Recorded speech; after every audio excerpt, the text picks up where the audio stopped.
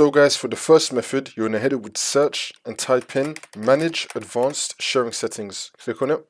And then once you're on this, you're going to select your network, whether that be a public network, private network, or you could do it for all networks.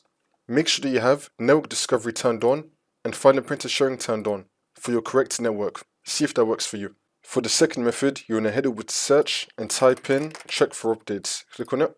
And then once you're on this, you're going to click on check for updates. Make sure your computer is fully up to date. For the third method, you're going to head it with search and type in services. Click on it.